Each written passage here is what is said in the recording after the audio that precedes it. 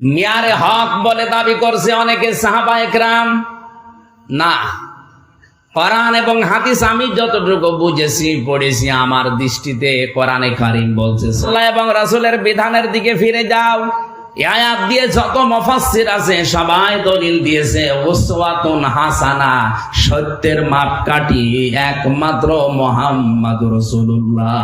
তাকে নির্দ্বিধায় বিনা দ্বিধায় চোখ কান বুঝে অন্ধভাবে মানা যায়, তাছাড়া পৃথিবীর আর কাউকে অন্ধভাবে আপনি মানতে পারবেন না। যারা সাহাবায়ে কেরামদের সাথে বেয়াদবি করে, তারা আল্লাহর সাথে বেয়াদবি করে, রাসূলুল্লাহর সাথে বেয়াদবি করে। সাহাবায়ে কেরামদের যে কুরবানি, তোমার বাবা কেন, তোমার 14 গোষ্ঠীও এই পরিমাণ কুরবানি ইসলামের জন্য করে নাই। আম্মা জান খাদিজা তার সম্পদের সকল কিছু ইসলামের জন্য ব্যয় করে দিয়েছেন। আবু বকর মাত্র 9 বছরের ভিতরে সালার চট পরে মদিনাতে গেছেন।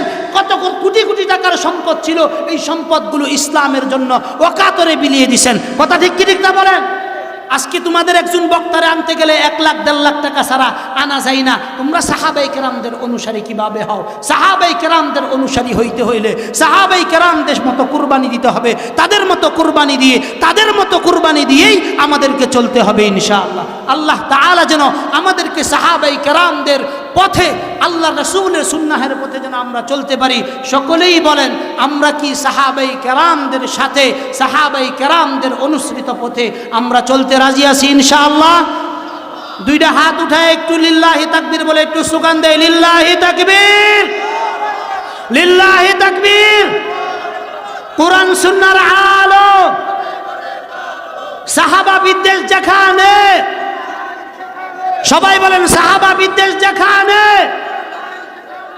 সাহাবায়ে কেরামদের যেই পথ, আমাদেরও আজমতে সাহাবা বলেন জিন্দাবাদ, আজমতে সাহাবা, শানে সাহাবা। যারা সাহাবায়ে কেরামদের সাথে গুস্তাখি করবে তারা দুনিয়াতেও লাঞ্ছিত হবে, আখিরাতেও লাঞ্ছিত হবে। আল্লাহ তাআলা সাহাবায়ে কেরামদের অনুসৃত পথে আমাদেরকে চলার তৌফিক দান করুক। সবাই বলেন আমিন। আল্লাহ রাসূল বলেন, আস-সাহাবী কান-নুজুম বিআইয়িহিম ইকতাদাইতুম ইহতাদাইতুম। হুজুর, হাদিসটা কি সহিহ আসেনি? আস-সাহাবী কান-নুজুম বিআইয়িহিম ইকতাদাইতুম ইহতাদাইতুম। আল্লাহর রাসূল হাদিস বলছেন যে আমার সাহাবী, একজনের কথা বলছেন। কার কথা বলছেন? আল্লাহ রাসূল বলছেন আমার সাহাবী এক একজন আকাশের এক একটা তারকার সমতুল্য। চিল্লায়া বলেন আল্লাহু আকবার। তোমাদের মতো আটফাট বারফাটদেরকে বলে নাই, আল্লাহর রাসূলের সহযোগী, সহযোদ্ধা, সহযাত্রী, তাদেরকে বলছেন যে আকাশের তারকা সমতুল্য। বিআইয়িহিম ইকতাদাইতুম ইহতাদাইতুম। একজনকে অনুসরণ করবা, একজনকে অনুসরণ করবা, হেদায়েত প্রাপ্ত হইবা। বলছেন কে?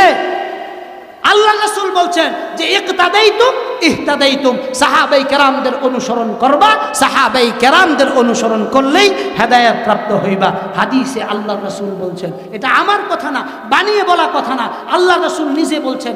আরেকটা কথা তারা বলে যে সমালোচনা, অর্থাৎ বুঝানোর জন্য সমালোচনা করা যায়, তারা এই কথাটা বলে। ভাইজান, আমার একটু কথা কওয়ার পরিবেশ দেন, আপনারা কইলে একটু চোখের আউলে যায় কইল, যেভাবে আছে এইভাবে রাখেন না। যেইটুকুন হয়েছে এটা আল্লাহর পক্ষ থেকে হয়েছে, এখন তো আর সংশোধন করার কিছুই নাই।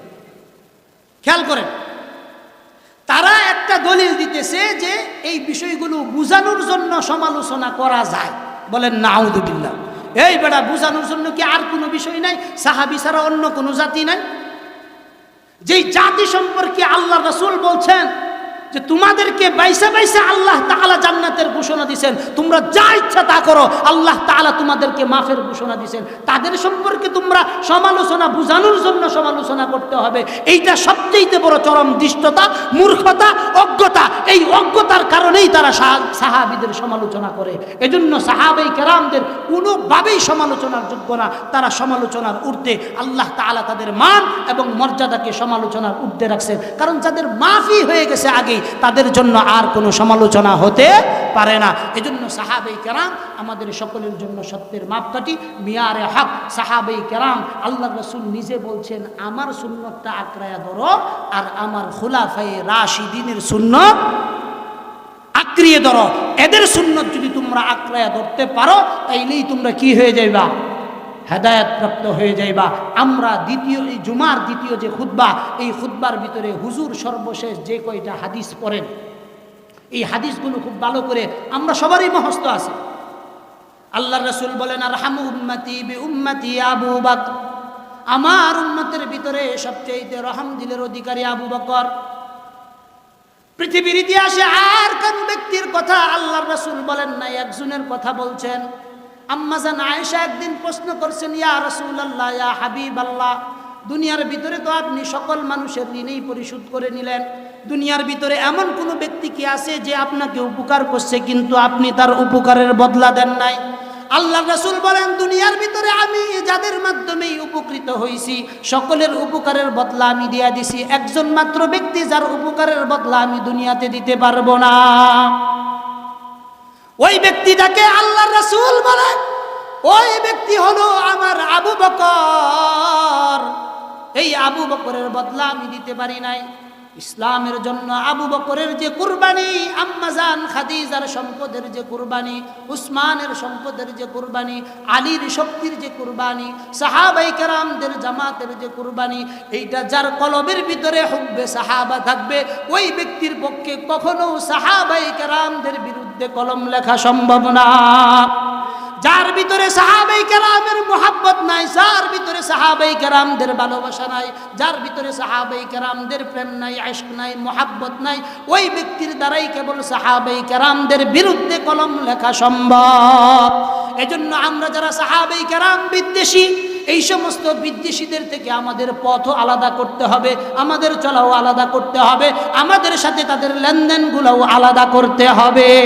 একটা জিনিস মনে রাখবেন, যেই জাতি যেই রকম থাকে তার আসলিয়াতে ফিরে যায়, আসলিয়াতে ফিরে যায়। এই আসলিয়াতে যারা ফিরে যাবে এদেরকে আপনি যতই উপকার করেন না কেন, সুযোগ পাইলেই তারা আপনার কান ধরে কান দিবে। 2-3 দিন আগে একজন আমাদেরকে এরুম্বা কান ধরে দিয়েছেন, দীর্ঘদিন জেলে ছিলেন, আমরা কষ্ট করে নিজেদের পকেটের টাকা দিয়ে এই ব্যক্তিকে জেল থেকে বের করে আনাইছি। আনানোর পরেই কয়দিন পরে ওই ব্যক্তি আমগরে কইতেছে যে আমরা ইহুদি খ্রিস্টানের টেহা খাই। আমরা যদি ইহুদি খ্রিস্টানের টেহা খাই, জাকাত ফেতরা আমরা মাদ্রাসার লাগে উড়াই করে, তো ইহুদি খ্রিস্টানের টেহা দেয় আমরা চলতারি। কথা ঠিক কি ঠিক না বলেন? এই দেশে যারাই একজন আরেকজনকে বুঝবেন যে ইহুদিদের দালাল বলে, এই শব্দটাই আমাদের এই দেশে গুরুত্বপূর্ণ কাজগুলোকে নষ্ট করে দেওয়ার জন্য এটা একটা অপকৌশল। যারা খায় তারাই অন্যকে ওইটা বলে, অর্থাৎ আমার মনের ভিতরে যেইটা আমি অন্যের উপর চিন্তাও করি ওইটা। এজন্য আল্লাহ তাআলা তাদের এই সমস্ত খারাপ চিন্তা থেকে আমাদের সবাইকে হেফাজত করুন। তাদের সাথে আমাদের কোনো তাআল্লুক থাকবে না, এই তাআল্লুকের সম্পর্ক থেকে আমাদের বেরিয়ে আসতে হবে। আল্লাহ তাআলা হুব্বে রাসূলের মুহাব্বত, সাহাবায়ে কেরামদের মুহাব্বত আমাদের সকলের দিলের ভিতরে ভরপুর ঢেলে দেন। সবাই বলেন আমিন। আমার সাহাবা সম্পর্কে আলোচনা শেষ। আমি একটি আয়াতে কারিমা তেলাওয়াত করছি সর্বশেষ, ইয়া আইয়ুহাল্লাযীনা আমানু কুতিবা আলাইকুমুস সিয়াম কামা কুতিবা আলাল্লাযীনা মিন ক্বাবলিকুম লাআল্লাকুম তাত্তাকুন। এই আয়াতের উপরে আমি 5-7 মিনিট, হুজুর যদি 2-1 মিনিট বেশি নেই সমস্যা হইতো না তো? আচ্ছা, হুজুর অনুমতি দিছে, সভাপতি সাহেব আছে, আমার মুরব্বী। আর ওই হুজুরটা আমার মাঝে মাঝে দেখছে, আরো 2-1 দিন আমার ওয়াজও শুনছে। হুজুরের লোক আজকে আমার ফেস টু ফেস দেখা, এর আগে দেখা হয় নাই। যেহেতু হুজুর আছেন সমস্যা নেই, মুরব্বীরা থাকলে আমরা ছোটরা মাঠ গরম হরাম, হুজুররা এই মাঠ ঠিক করে দিব। কথা ঠিক কি ঠিক না? কয়েকটা মিনিট একটু ওয়াজ কই, আমার সময় সংক্ষিপ্ত, এর ভিতরে কয়টা ওয়াজ কই, আমি এই ওয়াজটা শুনবেন।